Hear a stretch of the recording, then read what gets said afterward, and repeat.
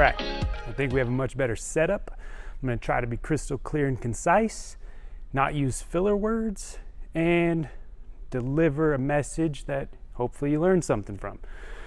So yesterday on my social media, I posted if you'd be interested in learning more about when I decide to train, not train. What goes into that decision-making process? Quite a few people replied back, which is valid, saying, sometimes you just need to get over it. In essence, not be a sissy lala. Lots of times, many folks don't feel like training. So with that in mind, I agree. Lots of times it's just a matter of getting to the gym, getting the shoes on, and putting in the work required to progress your health and fitness. That is the case a lot of the time.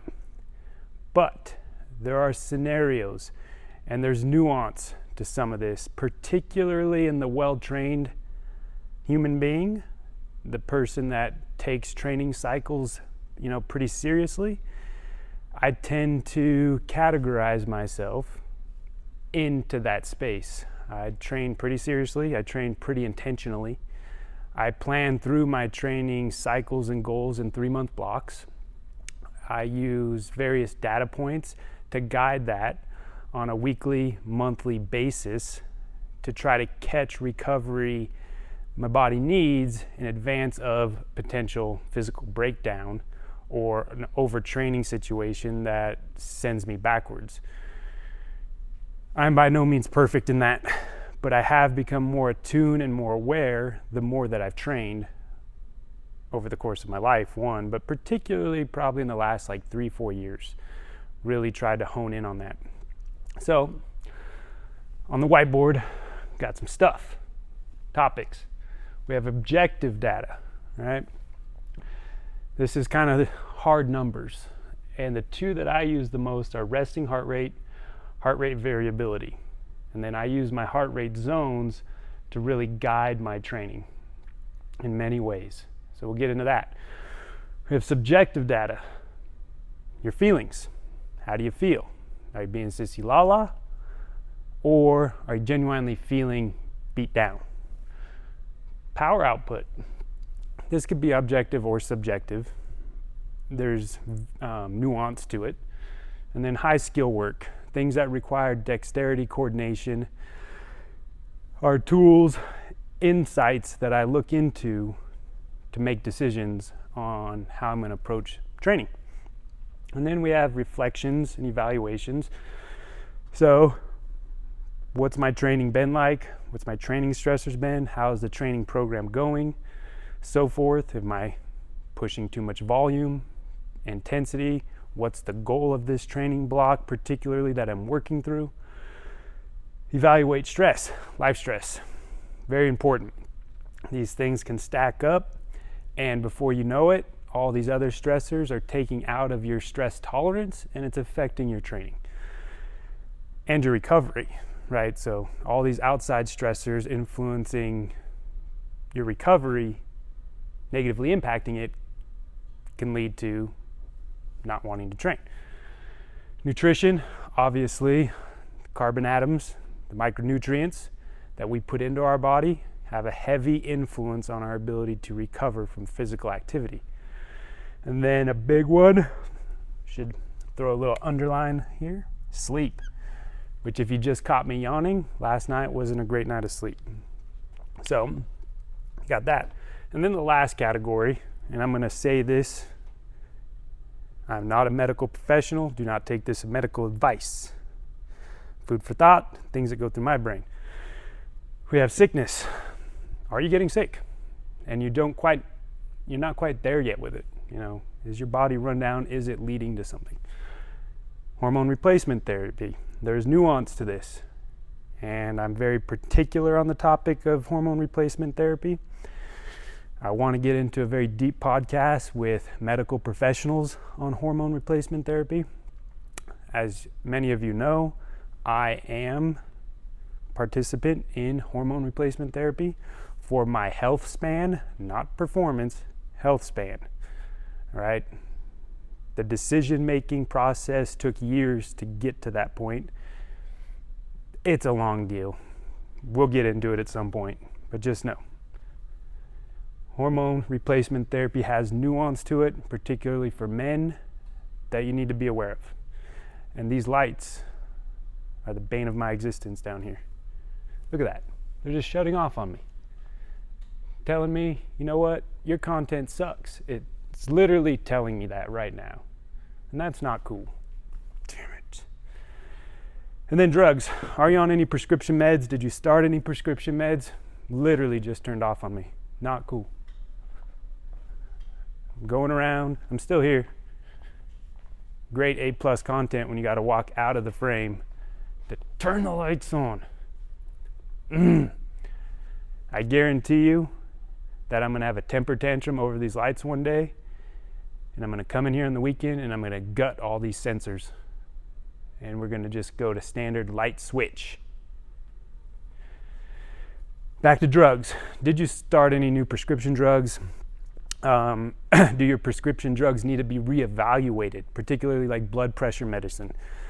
I'm not on blood pressure medicine, but I have seen people get fitter, still on the same level of blood pressure medicine, not get reevaluated by their cardiologist or their primary care on whether that dose needs to change, because that can start really affecting how you feel. Another big one I've seen with folks is thyroid medication. Thyroid's a very tricky deal, and again, I'm not a medical professional. I've seen it with people in my life, and just hearing my really intelligent wife talk about managing thyroid, it can have a lot of nuance in how you feel, right? These are variables that can play into your overall drive, inertia when it comes to training. So, start with objective data. I'm a huge fan of resting heart rate. Most wearables have pretty dialed systems for capturing resting heart rate, all right? Apple Watch, pretty good. I found the Ultra to be pretty decent. I prefer the Whoop. I think it's the most accurate and consistent. It takes a tremendous amount, tremendously more readings than Apple Watch. I find Garmin to be the worst in my experience. And I've heard that from quite a few people who use Garmin. It's just not great at heart rate data, which is shocking considering, but maybe they're making it better. But I just found in my experience, I used to have a nice Garmin watch, and I found it to be very inaccurate in the heart rate department. Now, resting heart rate, it has to be a data point captured at sleep for it to be of meaning, okay? You want it to capture, in theory, when you're at your most parasympathetic. So during sleep, our sympathetic nervous system's wound down. That's when we want to capture that resting heart rate data point and tracking it over time so you have a range that your resting heart rate lives in, and then standard deviations so you know when you're outside of a standard deviation, 1-2 degrees, it's going to tell you something. All right, HRV, heart rate variability. Again, Apple Watch gets it. I don't think it's as accurate. Whoop, I do. And here's my plug.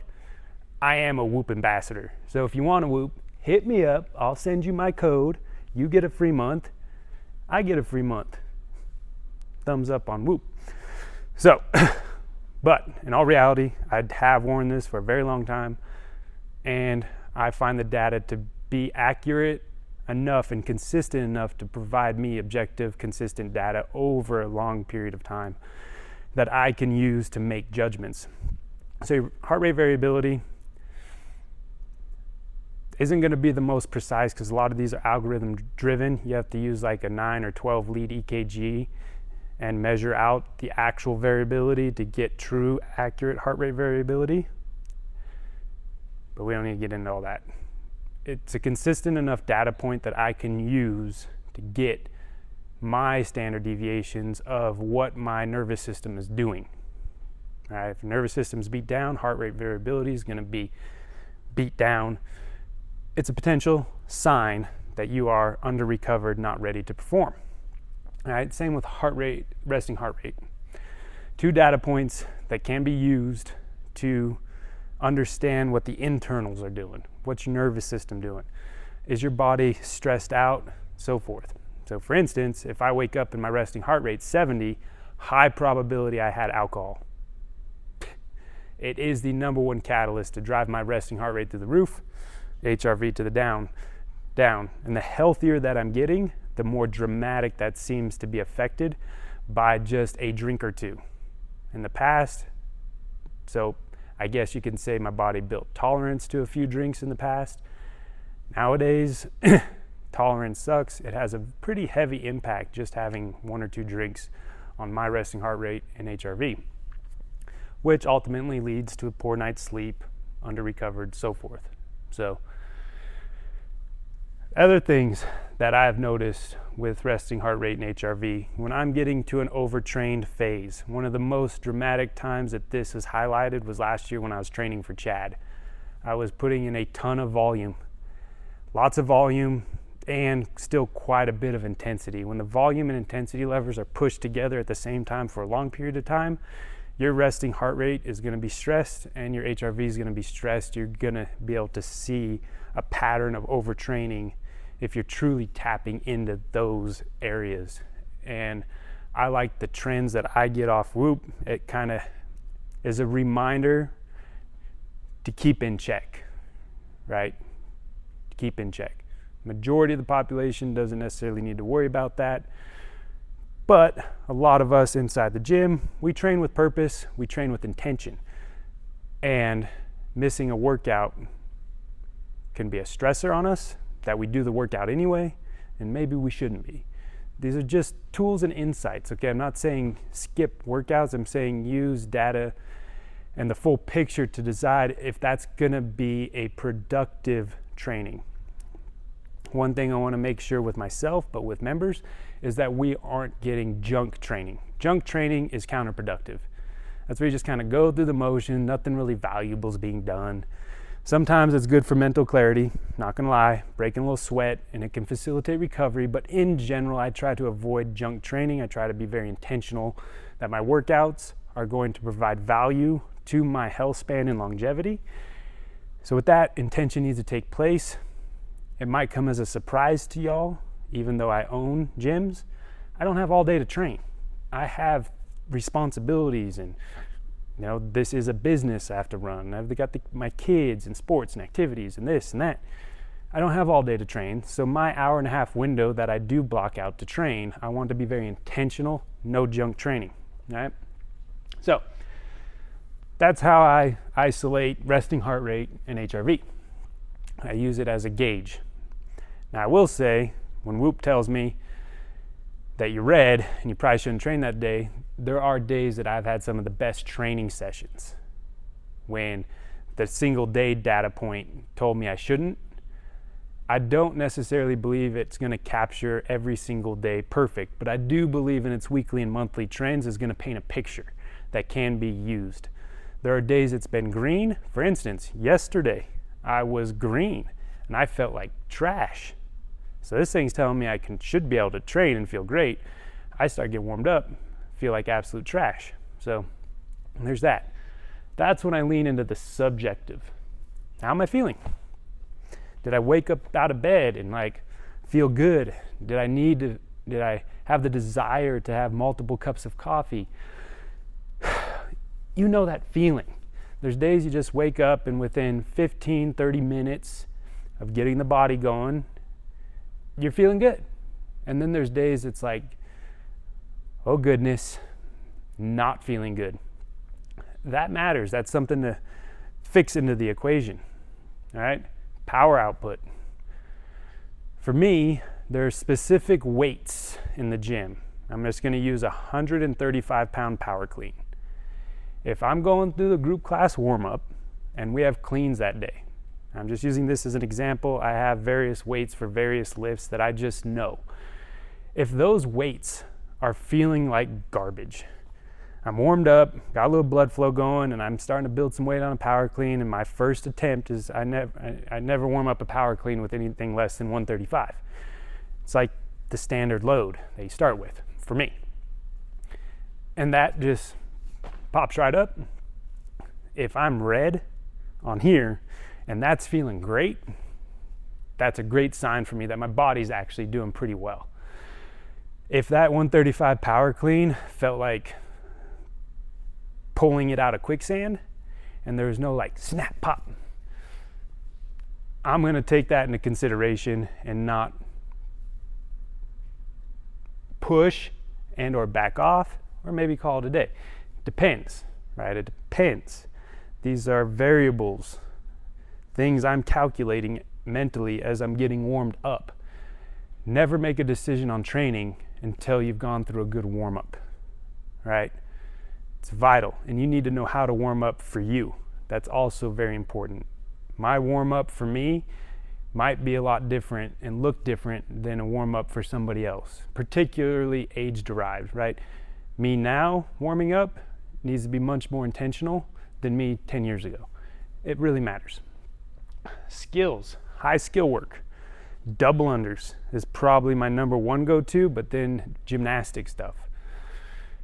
Which gymnastic stuff also falls into the power output category, but high skills. All right, we're warming up double unders. Workout has double unders in it. And I can't seem to string together a set of 10 or 20.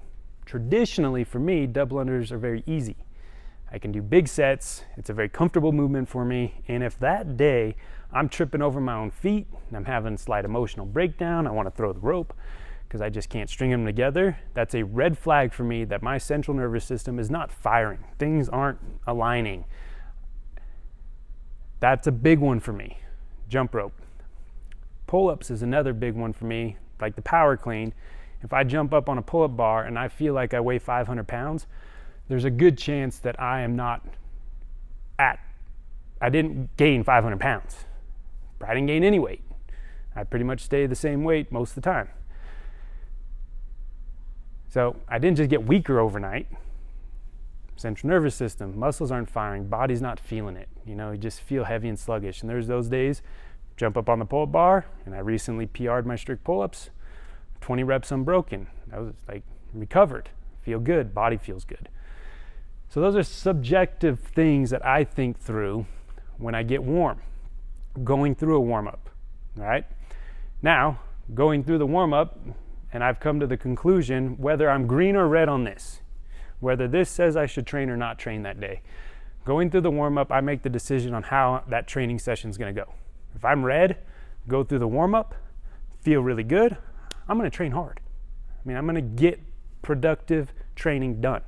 If I go through the warm-up, this thing says I'm green, I go through the warm-up, feel like absolute trash, I'm going to either scale way back, just move, a little blood flow, a little oxygen, maybe a little recovery-oriented training, or, for instance, a couple days this week, I just said I'm done.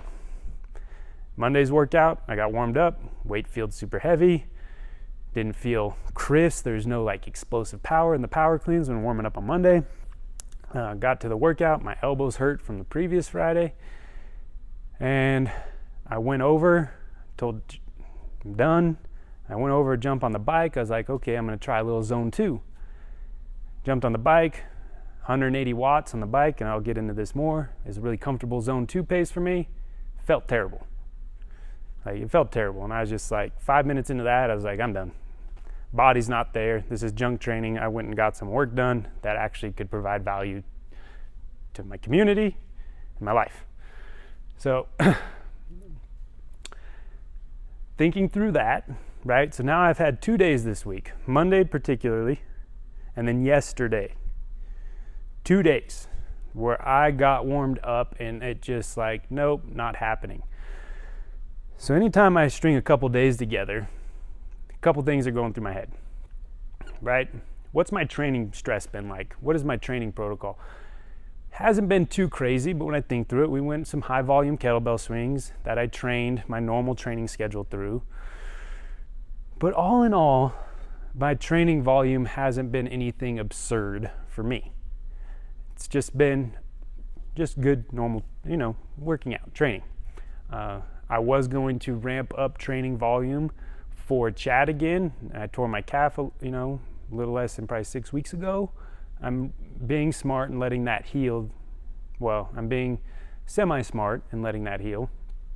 But I don't think I'm going to be able to push the Chad tempo this year the way I kind of wanted to and the load I wanted to. So with that and just letting my body kind of heal, by default, my training volume hasn't been crazy. So I'm not too concerned that I'm overtraining per se. Stress in life. Okay, at this juncture right now, I'm venturing into a new avenue of business, marketing and advertising. Hence why I'm here practicing creating content.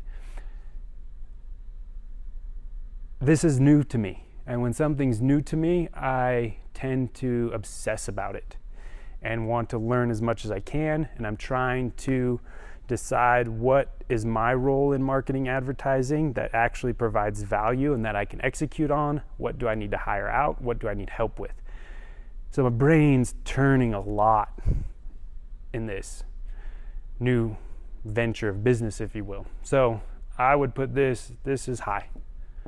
My stress right now, and it's good stress, right? It's positive. I'm doing positive things for my business and things like so. It's good stuff, but it is up. All right. Nutrition. My nutrition's pretty dialed right now. I had a little off day at Chase's wedding, which I paid for. My stomach no likey. But the nature of my family now, nutrition's pretty dialed. Sleep has been a little bit hit and miss.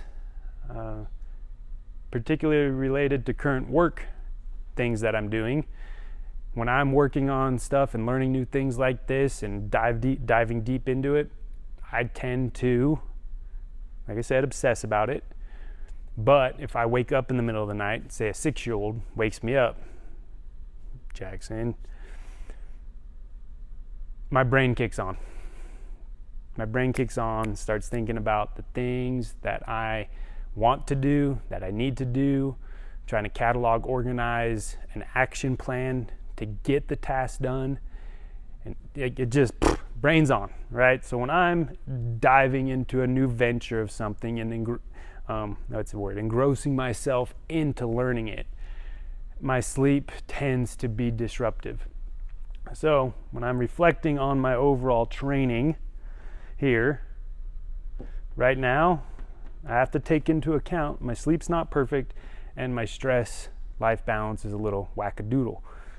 For positive things, I'm not stressed about negative things at the moment. So, but it still accumulates, right? So I got that going on. Last week, I strung like 6 yellow days together on Whoop. So that's like you're moderately recovered. School's back in session. Those of you with kids know that school back in session, temperature change happening, the germ collectors are all aggregated again in a classroom. Nobody's got sick in my house yet, but I was on alert for it because I noticed, 6 days of no high green days, but I didn't really feel bad. I didn't feel bad at all. But I've noticed in the past, things start going around, that my Whoop, my HRV will catch something going on before I actually feel it take place. Now you got to be careful. You can't self-manifest these things into reality. There's a lot of power of the brain that you can self-manifest sickness. I'm in the camp that I never get sick, ever. Refuse to. My brain tells my body we never get sick. It just is what it is. Sometimes I do get a little run down, so forth. But I try my brain to tell my body we don't get sick. It's not a part of our culture. Our personal DNA makeup, it's not my vibe. So we refuse to get sick. But if my body's responding a certain way, I need to be mindful of how I'm treating it training-wise, so forth. Hormone replacement therapy. Like I said, I'll get into big details of why, how, and what I believe in and agree with when it comes to this topic, because the scam clinics out there, to hell with you. I have the right to change my mind on this, but at this juncture, the hormone replacement therapy clinics are nothing more than a scam and a potential health care crisis just waiting to happen. But if you go through the process, the years that I went through, and it comes down to a medical issue that needs to be treated, there's particularly in men, but most likely women, I'm not 100% sure here, when you have exogenous testosterone, you can create more red blood cells.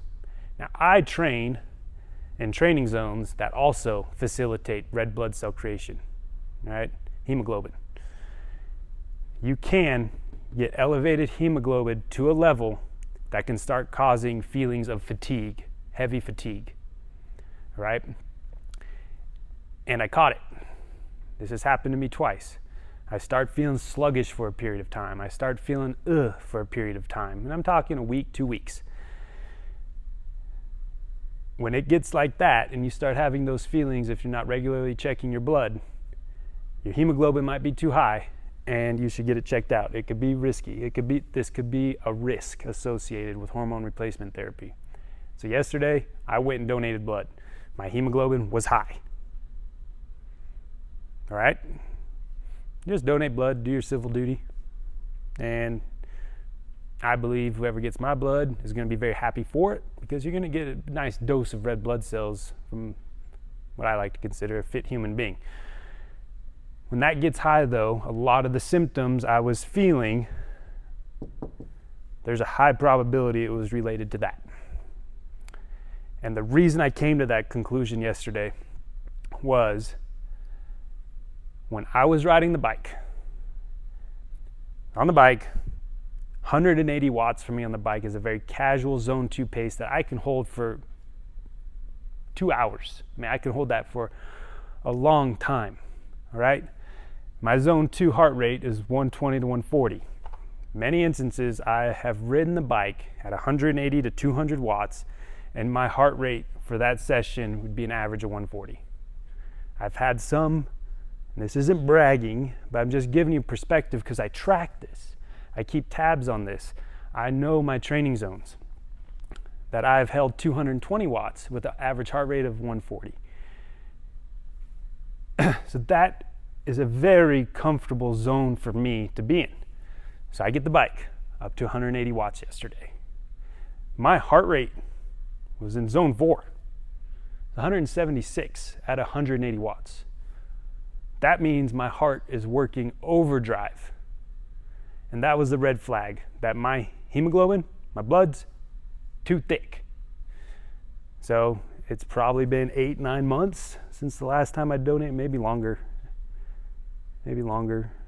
It was early last November, so 10-11 months since the last time I donated blood. When that happened yesterday, that was my red flag that my hemoglobin got too high.